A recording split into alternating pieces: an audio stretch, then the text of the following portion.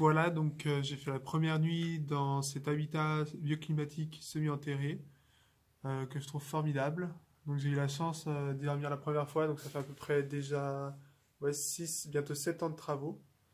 Voilà, je suis juste content d'être le premier à l'essayer. Bon, il n'est pas encore fini, j'ai dû dormir dans la tente, mais globalement j'ai pu vivre les ambiances du soir et du matin que je trouve assez formidables. Donc j'ai eu l'occasion de passer quelques jours dessus pour aider à la construction.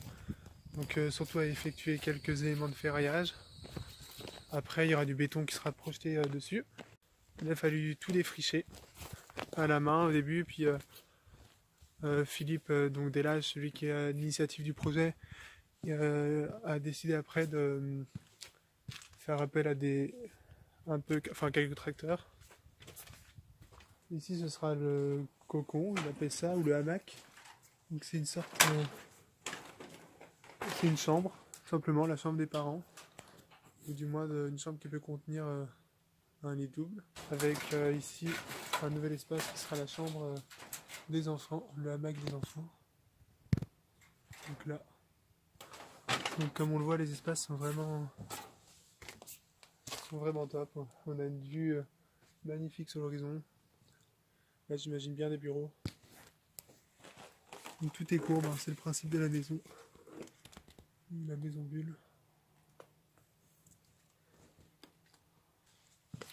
Donc là on commence à descendre les marches pour accéder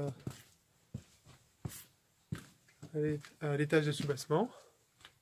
Donc là on peut voir ma chambre, actuellement qui n'est pas terminée, donc j'ai dû prendre une tente de dépannage. Comment on appelle ça déjà? C'est une sorte d'alcôve. C'est super agréable pour se coucher. Actuellement ça paye pas trop de mine à cause du béton projeté autour, mais une fois que ce sera enduit, je pense que il y a moyen que ce soit très très beau, très attrayant, surtout avec la grande baie. Donc ici c'est dédié à contenir un lit double. Ici c'est une pièce, on ne sait pas encore qu'est-ce qu'on va faire avec les puits de lumière. Bon là actuellement c'est sombre, mais il y aura des salles de bain avec le lavabo intégré au sein même du béton. Et puis là, la douche. Une douche assez généreuse. Donc cette nuit j'y étais déjà et j'ai pu voir les étoiles, c'était assez magnifique. Bon, ce que j'adore ici c'est les petits passages. On peut se faufiler un peu de partout. Là on arrive dans le salon. Donc ce sera pour l'instant, cette habitation là est dédiée à être un gîte. Donc on a un salon commun, un salon qui permet d'être la pièce un peu partagée entre toutes les chambres et entre ceux qui louent le gîte et puis les propriétaires. Donc voilà, et ici Philippe il a coulé directement le bar avec encore une alcôve assez profonde. On a les coffrages perdus qui attendent le béton projeté. On arrive dans la cuisine avec un grand plan de travail assez généreux. Ici là, avec des fenêtres qui ouvrent sur le sud là-bas et l'ouest. On peut voir le coucher de soleil d'ailleurs. Une porte assez profonde aussi qui donne sur la partie des propriétaires, la partie on va dire privée du gîte. Et là c'est censé être un atelier ou je crois un espace annexe qui va être aménagé en premier, je crois, avant que le chantier se termine, mais pour accueillir ceux qui viennent aider de temps en temps. Voilà. Je vous ai à peu près tout montré. Là on voit le hamac, la pièce dans laquelle on était tout à l'heure. Et ah oui, il y a encore ici un espace surélevé.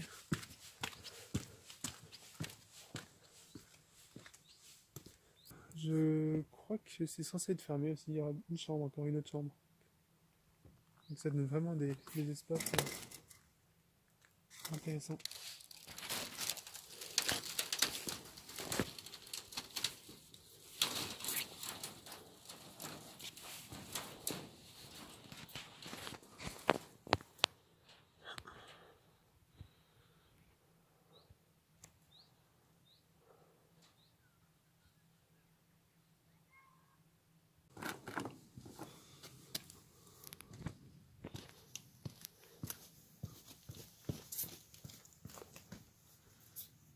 Donc on peut se demander comment un tel projet est possible ici.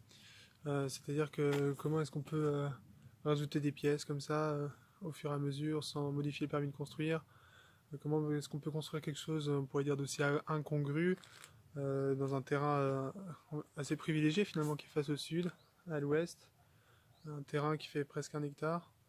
Eh bien, c'est qu'on est dans l'Indre et que les terrains sont pas chers. Ici, c'est pas cher du tout. Donc certes, c'est un terrain en friche, mais ailleurs, il aurait fallu chercher très longtemps avant d'avoir la même chose. Et avec ce type d'architecture, l'avantage, c'est qu'on n'est pas obligé de faire des pièces qui ont une hauteur sous plafond de plus d'1,80 m. Donc l'architecture courbe, on appelle ça l'habitat à bulle. Eh bien, on peut faire des pièces habitables qui ont une hauteur sous plafond assez faible, parce que c'est très ergonomique, parce que c'est pensé pour que le mouvement soit canalisé en quelque sorte. Et après, globalement, donc voilà, ce qui est vraiment intéressant, c'est la manière dont on sculpte la maison, la manière dont les pièces sont créées au fur et à mesure du chantier. Donc c'est très artistique, sculptural comme démarche, et je trouve qu'on pourrait s'en inspirer actuellement parce que on peut voir les besoins au fur et à mesure lorsqu'on est impliqué dans le projet de construction. Espérons après que le système bioclimatique fonctionne, c'est-à-dire que la maison n'ait pas besoin d'être chauffée ni refroidie. C'est l'environnement naturel qui contribue à tout ça. Parce que tout ça, ça va être recouvert de terre en fait. Il y aura juste la partie avant qui sera laissée telle quelle. Pour moi, c'est vraiment l'aspect qui est intéressant, c'est l'aspect énergétique. On n'a pas besoin de systèmes sophistiqués pour systèmes sophistiqués et coûteux pour arriver à nos fins, c'est-à-dire limiter la consommation énergétique. Voilà, j'espère que ça vous aura intéressé, et puis peut-être que plus tard on aura la possibilité de construire plus facilement ce type d'habitation un peu partout, parce qu'on a besoin d'optimiser la place actuellement. Allez.